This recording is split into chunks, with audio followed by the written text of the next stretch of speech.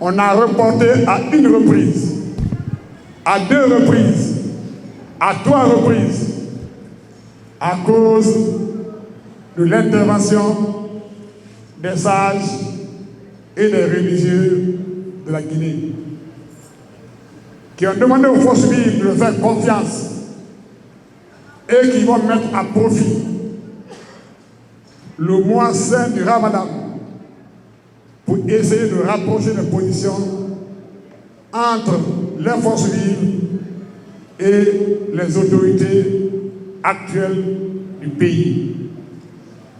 Malheureusement, vous avez constaté vous-même qu'on a reçu au niveau de la Ligue islamique à la Grande Mosquée au moins à 5 reprises des réunions entre les religieux, les forces vives et le gouvernement à sa tête, Monsieur le Premier ministre. À 5 reprises, nous n'avons pas trouvé la solution à un seul problème, à un seul point inscrit dans le cadre préalable. Il s'agissait de lever le contrôle judiciaire contre certains cadres de la société civile et des partis politiques. Il s'agissait également de libérer, juger et libérer nos collègues Fonike Mangue, Billo et Ibrahim Diallo, qui sont en prison depuis 8 à 9 mois. Il s'agissait également d'arrêter les poursuites fantaisistes à l'encontre des leaders politiques et sociaux. C'était le préalable pour venir à un dialogue structuré comme on l'a toujours demandé. Jusque là où je vous parle, après 5 réunions, aucun de ces points n'a bougé. On a toujours fait la discipline en respectant les religieux, en respectant le mois de carême, en respectant même notre religion. Et donc, nous avons constaté qu'aucune ligne ne bouge. S'il a été déclaré que les lignes bougent peut-être, mais nous, partis politiques, société civile, nous n'avons pas vu le résultat de ces lignes qui ont bougé. Donc, nous venons auprès de vous pour vous faire ce compte rendu, pour vous dire qu'on a bien fait de reporter à 1 reprise, 2 reprises, 3 reprises les manifestations. Pour vous dire qu'on a bien fait de respecter la religion, de respecter les leaders religieux.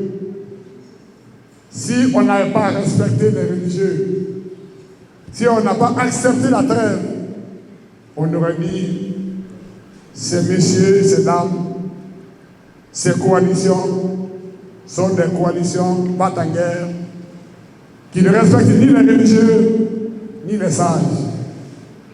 Mais la preuve est suffisamment faite que nous avons fait marque de bonne foi, de très bonne foi, en acceptant de reporter à 3 reprises les manifestations et en écoutant le PM à 5-6 reprises.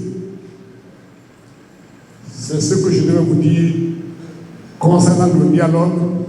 Et donc, nous avons décidé à l'unanimité des 6 coalitions, partis politiques, société civile, qui composent les forces vives et qui sont représentants de près de 95% au bas mot des Guinéens aujourd'hui, nous avons donc décidé de suspendre notre participation aux rencontres qui se tenaient ou qui se tiennent actuellement au niveau de la Ligue islamique.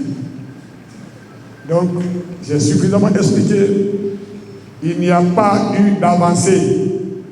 Aucun point n'a été satisfait. Qu'est-ce qu'on fait après? On n'a pas encore décidé. Nous allons vous écouter. Nous allons écouter la base. Les leaders vont se retrouver. Ils vont nous donner les directives qu'il faut face à cette situation. De toutes les façons, nous continuons à demander le dialogue. Nous continuons à prôner la paix. Nous continuons à prôner la concorde. Mais nous n'acceptons pas ce qui n'est pas acceptable. Nous sommes sous un régime de transition.